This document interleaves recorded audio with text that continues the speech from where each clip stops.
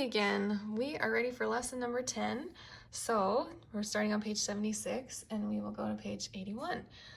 We have a few things that we actually have learned already to learn today. So this should be a breeze, a lot of it.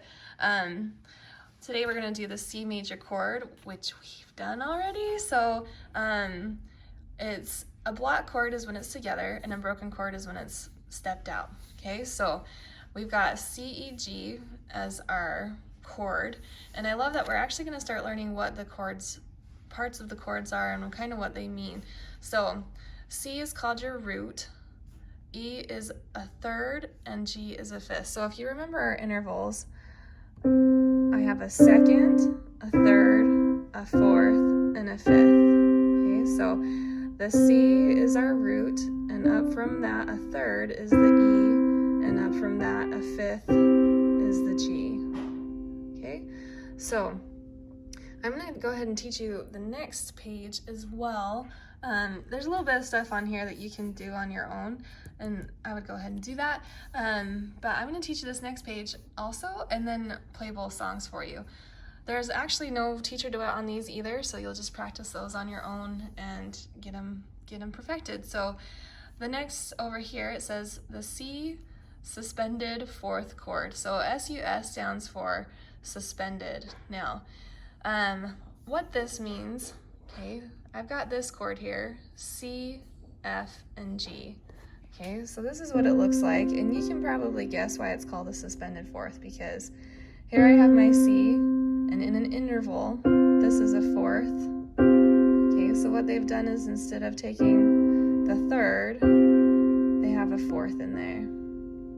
Now, this chord has a dissonant sound, which means it doesn't sound like it's finished, okay?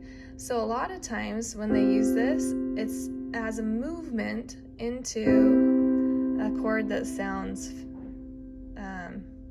finished. I don't know if it's called when sound finished. Okay, so here's my C suspended fourth. Here's my regular C major chord. So let's take a look at both of these songs and just talk about the different parts of them before I clip my phone in. Things to look out for. This is 3/4 timing here on the English folk song. You've got some ties, so play this once and hold it out. You have some staccatos, dun dun dun. Some more in here. Okay, you're gonna be loud here, soft here, and yep, that looks about it for that one. This one, you start a little bit different even than the upbeat. So this would be your upbeat 4 and, but you're actually going to start on the 3. So 1, 2, 3, 4 and 1. Okay, so that's how you're going to count that out to begin with.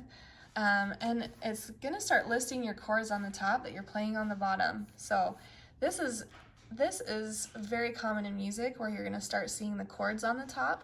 A lot of jazz music is just written with chords, the same for guitar music. So if I were learning the guitar, I could actually play these chords along with it also. So this is fun to get into some chord work. So as we go through, we've got some eighth notes to watch for. It's quiet here, piano, yep, and just a bunch of slurs in there, so just kind of make sure you do legato. There's not much staccato in there. Okay, so all right, we're gonna start with the English folk song first. Okay, so my left hand is gonna go ahead and play my C chord on the bottom. My right hand is starting with thumb on C, 3 finger on E. Okay, here we go. 1, 2, 3, 1, 2, 3, 1, 2, 3, 1, 2, 3, 1, 2, 3, 1, 2, 3, 1,